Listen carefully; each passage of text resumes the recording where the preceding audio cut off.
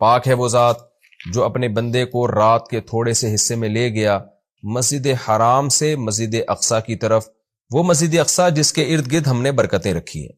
اس میں معراج کے واقعے کا تذکرہ ہے۔ رسول اللہ صلی اللہ علیہ وسلم کو نبوت ملنے کے بعد اور ہجرت سے پہلے رات میں جبریل علیہ السلام آئے۔ احادیث میں یہ مضمون بہت واضح ہے، قرآن میں بہت اجمال ہے، ڈیٹیل نہیں ہے۔ احادیث میں بخاری مسلم کی صحیح احادیث ہیں، بہت کثیر روایات ہیں جن میں بہت ڈیٹیل کے ساتھ اللہ نے، نبی صلی اللہ علیہ وسلم نے اس مضمون کو بیان کیا، اور قرآن میں اجمالی بیان ہوا ہے۔ اور احادیث میں جو ہمیں واقعہ ملتا ہے اس کا خلاصہ یہ ہے کہ رات کے تھوڑے سے حصے میں ایک معجزہ ظاہر ہوا۔ اللہ تعالیٰ نے اپنے حبیب صلی اللہ علیہ وسلم کو رات کے تھوڑے سے حصے میں براق پر بٹھایا، براق جو خچر کو کہتے ہیں عربی میں، اور وہ بجلی کی تیزی کے ساتھ اس نے سفر کیا۔ مسجد حرام سے راتوں رات وہ لے کر گیا مسجد اقصی۔ پھر احادیث میں آتا ہے کہ قرآن میں تو اتنا ہی ہے کہ مسجد حرام سے مسجد اقصی لے کر گیا تاکہ ہم اپنی بڑی بڑی نشانیاں دکھائیں۔ اس میں اشارہ ہے کہ اور بھی پھر اللہ تعالیٰ نے آپ کو نشانیاں دکھائیں، جس کی تفصیل حدیث میں ہے کہ اللہ تعالیٰ آسمانوں پہ لے کر گیا آپ کو۔ تو براق پر آپ صلی اللہ علیہ وسلم انتہائی تیز رفتاری کے ساتھ، بجلی کی رفتار کے ساتھ آپ صلی اللہ علیہ وسلم کو مسجد حرام سے مسجد اقصی لے جایا گیا۔ اور مسجد اقصی میں احادیث میں آتا ہے کہ سارے پیغمبروں کا اجتماع ہوا، آپ صلی اللہ علیہ وسلم نے تمام پیغمبروں کو نماز پڑھائی۔ پھر اس کے بعد وہاں سے آپ کو آسمانوں کا سفر کرایا گیا۔ پھر ہر پیغمبر کو کہ اپنے اپنے آسمانوں پہ ٹھکانے ہیں، وہاں بھی اللہ تعالیٰ نے رسول اللہ صلی اللہ علیہ وسلم کی ملاقات کروائی۔ حدیث میں آتا ہے آپ صلی اللہ علیہ وسلم موسیٰ علیہ السلام سے ملے اور آپ نے موسیٰ علیہ السلام کا حلیہ بیان کیا۔ آپ صلی اللہ علیہ وسلم یوسف علیہ السلام سے ملے اور آپ نے فرمایا کہ میں جب ملا تو میں نے دیکھا کہ آدھی دنیا کا، یعنی اس دنیا میں جتنا حسن ہے اکیلا آدھا اللہ نے یوسف علیہ السلام کو دیا ہے۔ ابراہیم علیہ السلام سے ملاقات ہوئی، پھر سدرۃ المنتہا تک آپ کو لے جایا گیا، جیسے کہ سورہ نجم میں ہے وَلَقَدْ رَآهُ مَرَّةً أُخْرَىٰ کہ اللہ نے ہمارے نبی صلی اللہ علیہ وسلم نے، محمد صلی اللہ علیہ وسلم نے جبریل کو بھی دیکھا ہے۔ ایک تو افق اعلیٰ میں دیکھا ہے اور ایک اور دفعہ بھی دیکھا ہے عند سدرۃ المنتہا، سدرہ منتہا پر۔ سدرہ عربی میں بیری کے درخت کو کہتے ہیں، منتہا کا معنی کنارہ، یعنی بالکل گویا کہ کائنات کے آخری کنارے پر ایک بیری کا درخت ہے۔ اس کی کیفیت کیا ہے، اسی طرح کا ہے کچھ اور ہے، وہ اللہ ہی بہتر جانتا ہے۔ ظاہر ہے یہ والی کیفیت تو نہیں ہے اس کی، حدیث میں دوسری کیفیت اس کی منقول ہے، تو وہ اللہ ہی کو اس کا علم ہے کہ وہ کس طرح کا درخت ہے۔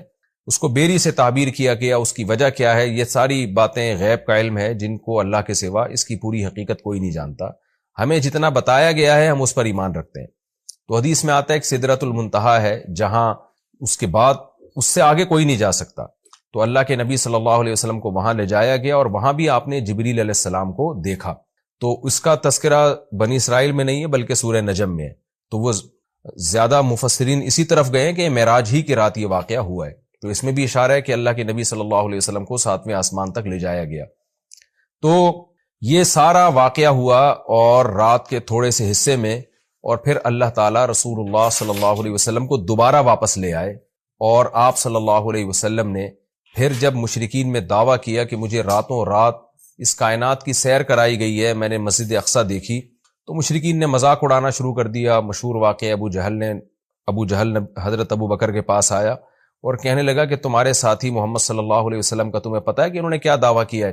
ابو جہل کا خیال تھا کہ جب میں یہ واقعہ حضرت ابو بکر کو بتاؤں گا تو ابو بکر معاذ اللہ انکار کر بیٹھیں گے اور بولیں گے واقعی بھئی یہ تو محمد صلی اللہ علیہ وسلم نے معاذ اللہ جھوٹ کہا ہے اور آپ اللہ کے نبی نہیں ہیں۔ تو ابو جہل خوشی خوشی گیا اور کہا کہ تمہارے ساتھی نے کیا کہا ہے؟ تو حضرت ابو بکر نے فرمایا کہ کیا واقعی محمد صلی اللہ علیہ وسلم نے یہ دعویٰ کیا ہے؟ ابو جہل خوش ہو کے کہنے لگا ہاں بالکل دعویٰ کیا ہے۔ تو حضرت ابو بکر نے کہا کہ پھر بالکل صحیح کہا ہوگا، پھر واقعی ایسا ہوا ہوگا ان کے ساتھ، کیونکہ محمد صلی اللہ علیہ وسلم جھوٹ نہیں بولتے۔ تو جب آپ نے یہ دعویٰ کیا کہ ایسا میرے ساتھ ہوا ہے تو مشرکین مذاق اڑانے لگے، اور پھر آپ صلی اللہ علیہ وسلم سے بیت المقدس کے بارے میں پوچھنے لگے کہ اچھا آپ اس کا نقشہ بتائیں کیسا ہے، راستے میں جو ہے کون کون سے قافلے ہیں جو جا رہے ہیں۔ حالانکہ دیکھیں جب کوئی اتنی تیز رفتاری سے سفر کرتا ہے تو وہ راستوں کے قافلوں کا نہیں بتا سکتا کہ راستے میں کس کس سے ملاقات ہوئی، اور ایک دفعہ کسی عمارت کی جب زیارت ہوتی ہے تو پورا نقشہ بھی ذہن میں نہیں رہتا۔ تو حدیث میں آتا ہے کہ جب مشرکین نے نبی صلی اللہ علیہ وسلم سے یہ باتیں پوچھی ہیں نا تو اللہ تعالیٰ نے پوری مسجد اقصی آپ صلی اللہ علیہ وسلم کے سامنے رکھ دی، یعنی آپ کی نظروں کے سامنے رکھ دی، اور ان قافلوں کا بھی بتا دیا۔ تو نبی صلی اللہ علیہ وسلم ایک ایک کی خبر دیتے رہے، اور جب وہ قافلے واپس لوٹے ہیں تو جیسے جیسے نبی نے بتایا تھا اسی طرح انہوں نے خبر دی مشرکین کو، اور مشرکین حیران ہو گئے کہ نبی صلی اللہ علیہ وسلم نے کیسے وہ پورا نقشہ بتا دیا، حالانکہ آپ صلی اللہ علیہ وسلم کبھی مسجد اقصیٰ گئے نہیں ہیں، لیکن عرب کے سفر ہوتے تھے تو وہ وہی اسی طرح بیان کیا جس طرح سے مسجد اقصیٰ تھی۔ تو یہ ایک معجزہ اللہ نے ظاہر کرنا تھا، اس میں بہت ساری حکمتیں تھیں اور اس میں بہت سارے مضامین ہیں۔ سب سے پہلا سوال اس میں عام طور پر کیا جاتا ہے کہ اللہ کے حبیب صلی اللہ علیہ وسلم نے اللہ کی زیارت معراج کی رات کی یا نہیں کی۔ اس بارے میں دونوں طرف روایات ہیں، کوئی مضبوط بات ہمیں اس بارے میں ملتی نہیں ہے کہ زیارت ہوئی ہے۔ جن احادیث میں آتا ہے کہ زیارت کی وہ قابل تعویل ہیں، اور بعض روایتوں میں صراحتاً نفی ہے، اس لیے اس بارے میں کوئی بھی شخص کوئی بھی نظریہ رکھ لے تو رکھ سکتا ہے۔ میرا اپنا رجحان یہ ہے کہ کسی مضبوط دلیل سے یہ ثابت ہوتا نہیں ہے کہ ہمارے حبیب صلی اللہ علیہ وسلم نے اس رات میں واقعی اللہ کی زیارت کی ہے، کوئی مضبوط روایت نہیں ہے، اور جو نفی کی روایتیں وہ زیادہ مضبوط ہیں، واللہ عالم۔ دوسرا یہ کہ اس میں حکمت کیا تھی، تو پہلی حکمت تو یہی تھی کہ نبی کا ایک معجزہ ظاہر کرنا تاکہ عربوں کو آپ کی نبوت پہ یقین آئے معجزات کے ذریعے۔ دوسری ایک بہت بڑی حکمت علماء نے یہ بیان کی ہے کہ اللہ تعالیٰ کیونکہ نبی صلی اللہ علیہ وسلم کو آخری نبی اور سب سے افضل نبی بنایا، تو آپ کے ساتھ ایک ایسا معجزہ ظاہر کیا گیا کہ جس سے آپ کا مقام تمام پیغمبروں سے بلند ہونا ثابت ہو جائے۔ اب دیکھیں اللہ کے حبیب صلی اللہ علیہ وسلم تو مسجد اقصیٰ سفر کر ہی نہیں، بہت مشکل تھا آپ کے لیے وہاں تک سفر کرنا، جبکہ مسجد اقصیٰ زیادہ تر پیغمبروں کا قبلہ رہا ہے۔ تو اتنی مقدس سرزمین سے اللہ تعالیٰ اپنے حبیب صلی اللہ علیہ وسلم کو اس کی برکتوں سے کیسے محروم کر سکتے تھے؟ تو اللہ تعالیٰ کی حکمت نے یہ تقاضا کیا کہ وہ سرزمین جو موسیٰ کلیم اللہ کا قبلہ رہی ہے، جو ابراہیم علیہ السلام جہاں نماز پڑھا کرتے تھے، جہاں یعقوب علیہ السلام، اسماعیل علیہ السلام، اسحاق علیہ السلام اور عیسیٰ علیہ السلام یہ سارے پیغمبر گزرے، تو اس زمین کی برکت نبی صلی اللہ علیہ وسلم بھی حاصل کریں، ایک تو یہ، اور دوسرا اس زمین کو پیغمبر کی برکت بھی ملے، یعنی اس زمین کی فضیلت میں اور اضافہ ہو کہ اتنے سارے پیغمبر یہاں آئے ہیں، تو یہ کیسے ہو سکتا ہے کہ محمد صلی اللہ علیہ وسلم کے قدم یہاں نہ ہو، تاکہ اس بیت المقدس کی فضیلت اور زیادہ بڑھ جائے، یہ نہ کہا جا سکے کہ یہ جگہ تمام پیغمبر تو آئے مگر محمد صلی اللہ علیہ وسلم نہیں آئے۔ تو اللہ نے اس جگہ کو بھی مزید برکتیں دیں اور محمد صلی اللہ علیہ وسلم کی برکتوں میں بھی اللہ نے اضافہ کیا تاکہ آپ کی فضیلت ثابت ہو جائے۔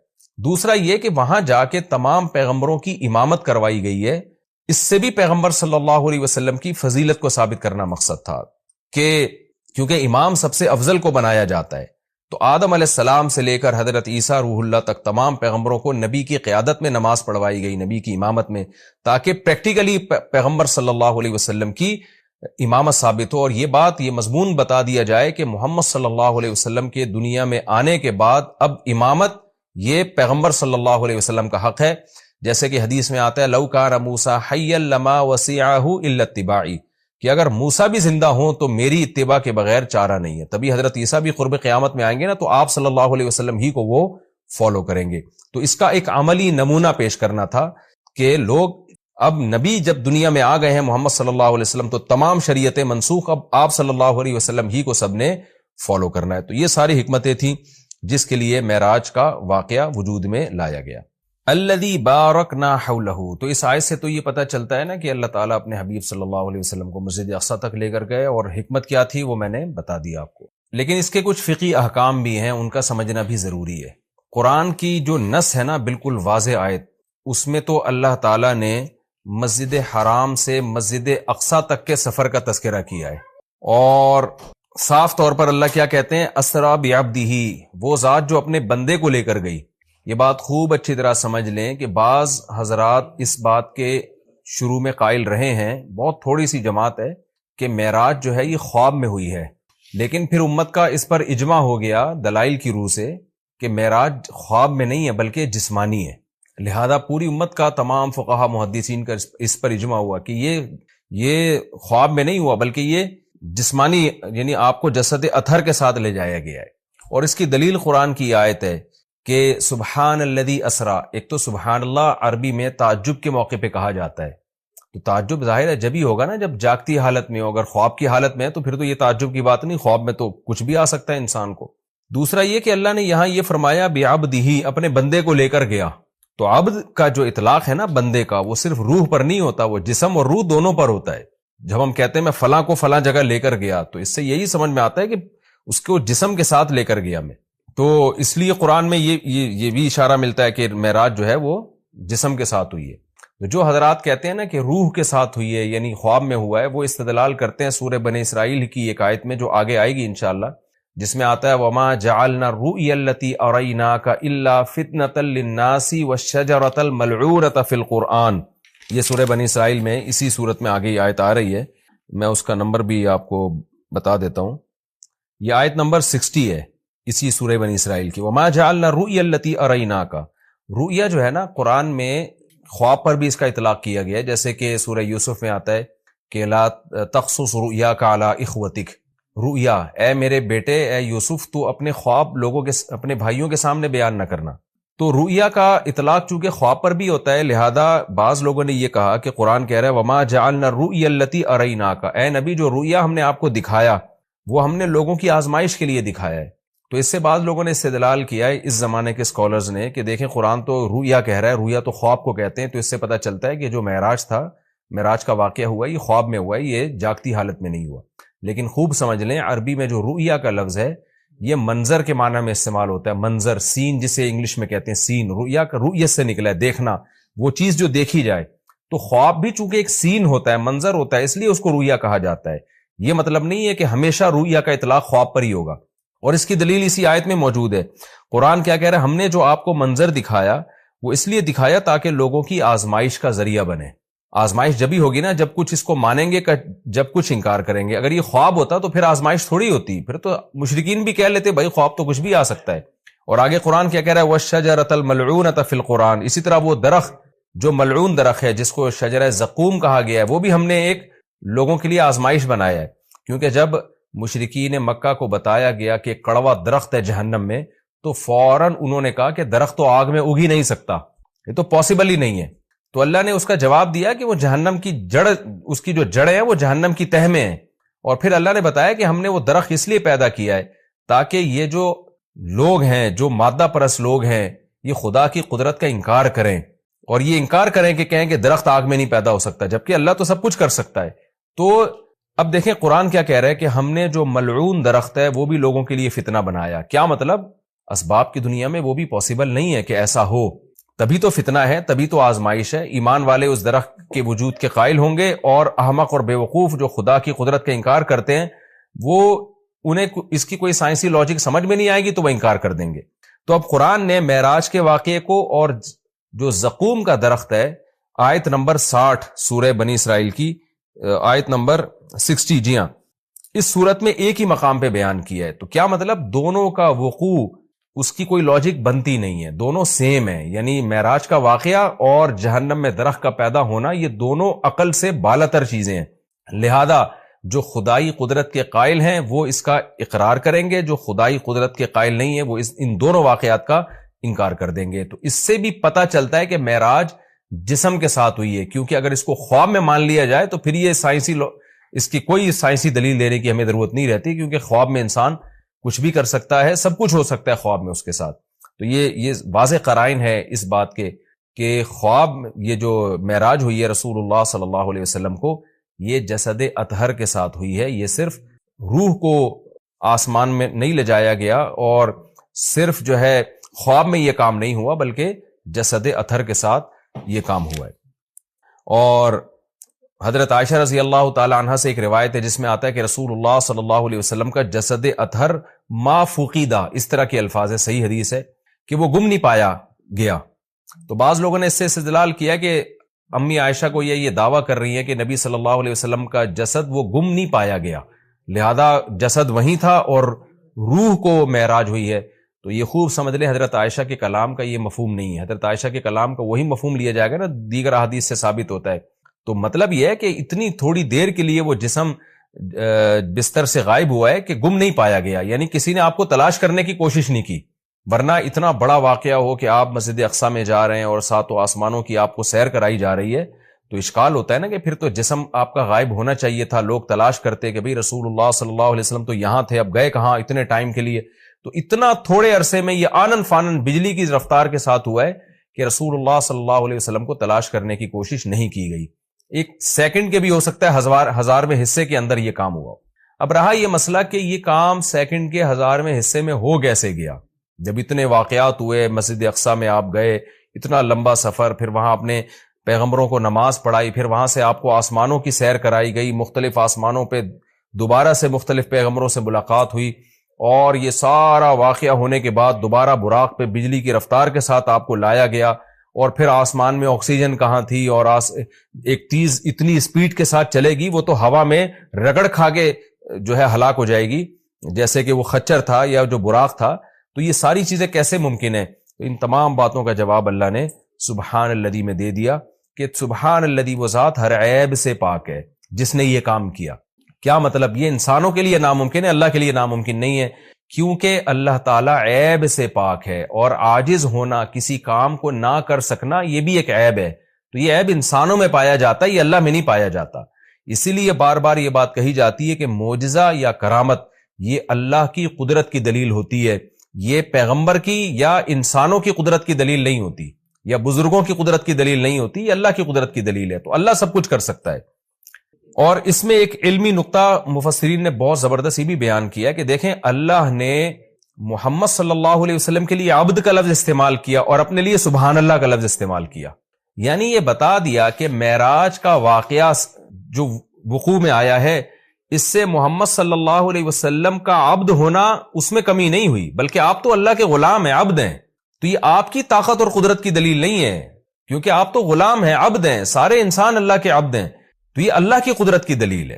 تو یہ بھی ایک اہم پوائنٹ کی بات ہے کہ اس میں کوئی شرک نہ کرنا شروع کر دے اور یوں نہ کہے کہ محمد صلی اللہ علیہ وسلم اتنے طاقتور ہیں کہ رات کے تھوڑے سے حصے میں وہ بیت المقدس بھی چلے گئے اور ساتوں آسمانوں کی سیر بھی کر کے آ گئے، تو کوئی محمد صلی اللہ علیہ وسلم کی عبادت نہ شروع کر دے.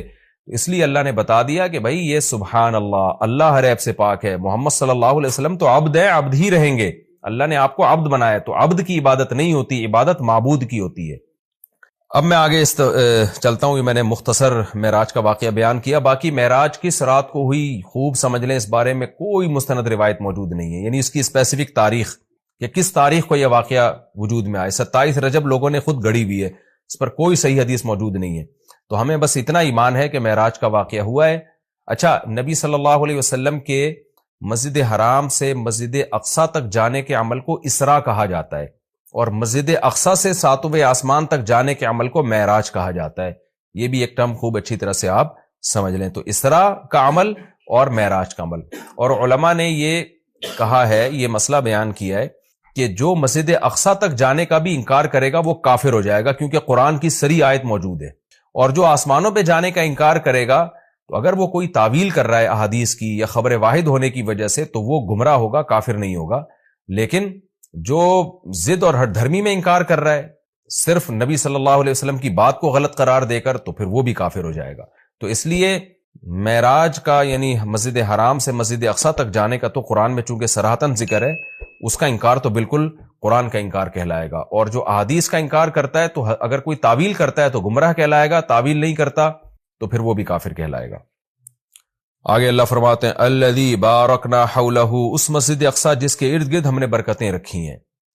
ارد گرد چونکہ سرزمین شام ہے تو اس میں اللہ نے برکتیں رکھی، دنیاوی برکتیں بھی رکھی ہیں اور روحانی برکتیں بھی. روحانی برکتیں یہ ہیں کہ جتنے پیغمبر اس سرزمین میں آئے کسی دوسری زمین میں نہیں آئے، اور جتنے پیغمبروں کی وہاں قبریں ہیں سرزمین شام میں اور بیت المقدس میں، اتنی قبریں پیغمبروں کی کہیں نہیں ہیں، کسی اور جگہ پہ اتنی قبریں نہیں ہیں. اور دنیاوی برکتیں کیا ہیں کہ وہاں کی پیداوار، وہاں کی ہوا وہ بہت صحت کے لیے مفید ہے. انار، وہاں کا زیتون، وہاں کی انجیر، یہ سارے ایسے برکت والے پھل اللہ وہاں پیدا کرتا ہے، اور بہت وافر مقدار میں. میں ترکی کے میں شام کے بارڈر تک گیا ہوں. پہلے تو شام کا علاقہ بہت وسیع تھا، تو یہ تو اب جو شام ہے یہ تو تھوڑا سا رہ گیا ہے. نبی صلی اللہ علیہ وسلم کے دور کا جو شام ہے وہ تو بہت وسیع رقبہ تھا. تو وہ ترکی کے بارڈر پہ جب آپ جاتے ہیں اور شام کی سرزمین ملتی ہے، تو آپ کو اندازہ ہوتا ہے وہاں کی ہوا میں ایک خاص قسم کی ایک محسوس ہوتا ہے انسان کو اپنی صحت، اور ایک خاص قسم کی خوشبو محسوس ہوتی ہے. اور زیتون بہت کثرت سے پیدا ہوتا ہے، انجیر بہت کثرت سے پیدا ہوتا ہے، انار بہت کثرت سے پیدا ہوتا ہے. وہاں کے لوگوں کی صحتیں، ان کے چہروں کی فریشنس وہ صاف بتا رہی ہوتی ہے کہ اللہ نے زمین میں جسمانی برکتیں بھی بہت زیادہ رکھی ہیں. اور علماء نے لکھا ہے کہ اللہ نے جب یہ بتایا نا کہ مسجد اقصیٰ کے ارد گرد برکتیں، تو اس سے خود بخود یہ ثابت ہوتا ہے کہ جس مسجد کے مبارک ہونے کی وجہ سے اس کے ارد گرد اتنی برکتیں ہیں تو خود اس مسجد میں کتنی برکتیں ہوں گی. تو وہ مسجد بہت زیادہ برکت والی ہے. تبھی حدیث میں آتا ہے کہ جو مسجد حرام میں نماز پڑھتا ہے اسے 1,00,000 نمازوں کا ثواب ملتا ہے، اور جو مسجد اقصیٰ اور مسجد نبوی میں نماز پڑھتا ہے اسے 1,000، اور بعض روایات میں آتا ہے مسجد اقصیٰ میں 50,000 اور مسجد نبوی میں 1,000. اور یہ بھی رسول اللہ صلی اللہ علیہ وسلم کی صحیح حدیث ہے، لا تشد الرحال الا الى 3 مساجد، کہ سفر کیا جائے گا صرف 3 مسجدوں کی طرف. کیا مطلب؟ وہ سفر جو بنیت عبادت ہو، بنیت عبادت یعنی 3 مسجدیں ایسی ہیں جن کی طرف سفر کر کے ان مسجدوں کی زیارت کرنا ہی عبادت ہے.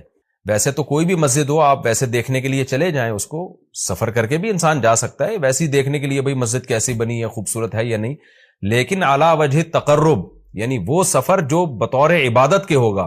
ان میں صرف 3 مسجدیں ایسی ہیں جن کی طرف زیارت کے لیے سے جانا ہی بذات خود شریعت میں مقصود ہے اور ایک عبادت ہے، اور ان میں جا کے نماز پڑھنے کی اضافی بہت زیادہ فضیلت ہے. تو وہ 3 مسجدیں ہیں آپ نے فرمایا، ایک مسجد حرام، ایک مسجد اقصیٰ اور ایک مسجد نبوی. تبھی مسلمان جب تک مسجد اقصیٰ آزاد نہیں تھی تو مسلمان مسجد اقصیٰ بھی سفر کر کے جایا کرتے تھے، مسجد حرام بھی، اور مسجد نبوی تک تو الحمدللہ اب بھی جاتے ہیں. اور اللہ سے ہم دعا کرتے ہیں کہ اللہ تعالیٰ مسجد اقصیٰ کو دوبارہ آزاد کرائے تاکہ ہمیں بھی وہاں جا کے نماز نصیب ہو اور مسجد اقصیٰ کی ہمیں بھی زیارت نصیب ہو. یہ ہر مسلمان کی تمنا ہے، اور بہت سے لوگوں کو اللہ نے یہ توفیق دی ہے، وہاں جاتے ہیں، اور بہت سے لوگ اس زیارت سے محروم ہیں.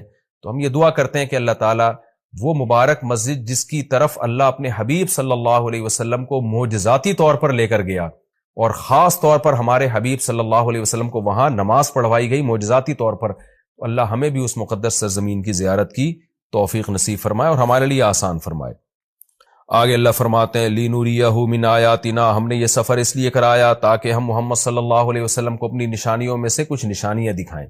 وہ نشانیاں یہی ہیں کہ جو معراج کی رات آپ کو دکھائی گئی، پیغمبروں کی زیارت کروائی گئی، جنت جہنم دکھائی گئی، تو یہ ساری بڑی بڑی نشانیاں تھیں. خود معراج خود ایک بڑی نشانی ہے. اِنَّهُ هُوَ السَّمِيعُ الْبَصِيرُ، اللہ تعالیٰ خوب سننے والا اور دیکھنے والا ہے. یعنی انسان تو محتاج ہے کہ جب تک اسے سنایا نہ جائے وہ سن نہیں سکتا، دکھایا نہ جائے وہ دیکھ نہیں سکتا. تو پیغمبر صلی اللہ علیہ وسلم بھی خود سے نشانیاں نہیں دیکھ سکتے، اللہ نے دکھائیں، اللہ نے سنائی. لیکن اللہ وہ ذات ہے جو سمیع بھی ہے اور بصیر بھی، اسے وہ ہر وقت ہر چیز کو دیکھ بھی رہا ہے اور ہر وقت ہر چیز کو سن بھی رہا ہے. آگے اللہ تعالیٰ ارشاد فرماتے ہیں وَآتَيْنَا مُوسَى الْكِتَابَ، یہ پیغمبروں کا سلسلہ نیا نہیں ہے، پرانا ہے. ہم نے محمد صلی اللہ علیہ وسلم کو جیسے کتاب دی ہے اور محمد صلی اللہ علیہ وسلم کو نشانیاں دکھا رہے ہیں، تو آپ سے پہلے موسیٰ علیہ السلام کو بھی ہم کتاب دے چکے ہیں. اور بیت المقدس کا تذکرہ ہے نا، تو یہودی بیت المقدس پہ ہمیشہ سے دعویٰ کرتے رہے کہ بیت المقدس تو ہمارا ہے اور اس میں تو ہمارے پیغمبر مدفون ہیں. تو اس کا بھی اللہ جواب دے رہے ہیں کہ ہم نے اہل یہودیوں کو کتاب دی تھی، مگر انہوں نے کتاب کا حشر کیا. تو آگے پورے رکوع میں اسی کی تفصیل ہے کہ کس طرح انہوں نے خدا کی نافرمانی کی ہے، جس کے نتیجے میں اللہ نے ان سے یہ خلافت چھینی ہے اور بیت المقدس ان سے چھینا گیا ہے. تو اسی کا تذکرہ ہے وَآتَيْنَا مُوسَى الْكِتَابَ، ہم نے موسیٰ کو کتاب دی، وَجَعَلْنَاهُ هُدًى، اور ہم نے ہدایت بنایا تھا اس کتاب کو، لِبَنِي اسرائیل، بنی اسرائیل کے لیے، اللہ تتخذوا من دونی وکیلا، اور ان سے کہا تھا میرے سوا کسی کو کارساز نہ بنانا، اللہ ہی سے دوستی لگانا، اللہ ہی کو اپنا وکیل یعنی کارساز سمجھنا کہ اللہ ہی تمہارے کام بنائے گا بگاڑے گا، لہذا اللہ ہی سے بنا کے رکھنا ہے. وکیل کہتے ہیں جو آپ کے کام بنانے والا ہوتا ہے. تو جب اللہ پہ اعتماد اور توکل کرو گے، اللہ ہی کو کارساز سمجھو گے، تو اس پہ ظاہر ہے اس کی اطاعت بھی کرو گے نا. مگر یہودیوں نے ایسا نہیں کیا. آگے اللہ خطاب کرتے ہیں ذریۃ من حملنا مع نوح، اے وہ لوگو جن کو ہم نے نوح کے ساتھ سوار کیا تھا، اے ان کی ذریت. یعنی اللہ تعالیٰ ہم سب سے، پوری انسانیت سے خطاب کر رہے ہیں کہ تم وہ لوگ ہو جن کو ہم نے نوح کے ساتھ کشتی میں سوار کیا تھا، ان کی اولادیں ہو تم. نوح علیہ السلام کے ساتھ کشتی میں بہت سے لوگ سوار ہوئے تھے، ان میں نوح علیہ السلام کے 3 بیٹے بھی تھے، حام، سام اور یافس، جن کا نام بیان کیا جاتا ہے. تو باقی ساری نسل انسانیت کی انہی 3 بیٹوں سے چلی ہے. تو وہ چونکہ کشتی میں نوح علیہ السلام کے ساتھ سوار تھے، اس لیے اللہ نے کہا کہ تم اے انسانوں، تم ان کی نسلیں ہو جن کو نوح علیہ السلام کے ساتھ ہم نے کشتی میں سوار کیا تھا، جو ان کے 3 بیٹے تھے. تو گویا اللہ کا بہت بڑا احسان ہے کہ تمہارے جو باپ دادے تھے نا، نوح علیہ السلام اور ان کے 3 بیٹے، وہ تو شکر گزار بندے تھے جن کے شکر گزاری کی وجہ سے پوری انسانیت کو تباہ کر کے ہم نے چند لوگوں کو کشتی میں سوار کیا تھا. آگے تم انہی کی نسلیں ہو. اگر وہ شکر گزار نہ ہوتے تو تمہیں بھی زندگی اور حیات نہ ملتی. اس لیے آگے فرمایا انہ کان عبدا شکورا. نوح تو اللہ کے شکر گزار بندے تھے تو تم انہی کی اولاد ہو جن کو ہم نے کشتی میں سوار کیا. تو گویا کشتی میں سوار کرنے والوں پر بھی ہم نے احسان کیا اور تم پر بھی ہم نے احسان کیا, کیونکہ اگر ان کو ہم کشتی میں سوار نہ کرتے اور طوفان میں غرق کر دیتے تو تم بھی پیدا نہ ہوتے. تو اللہ تعالی ہمیں ترغیب دے رہے ہیں کہ تمہارے باپ شکر گزار تھے جن کی وجہ سے ان کو اور ان کے بیٹوں کو میں نے کشتی میں سوار کر کے بچایا, تو انہی کی وجہ سے میں نے تمہیں بھی بچایا. تو اے ان لوگوں کی ذریت, اے ان لوگوں کی نسلوں جن کو میں نے نوح کے ساتھ کشتی میں سوار کیا تھا, نوح شکر گزار آدمی تھے. تو کیا مطلب, تم بھی میری ان آیات کو غور سے سنو اور تم بھی شکر گزار بنو.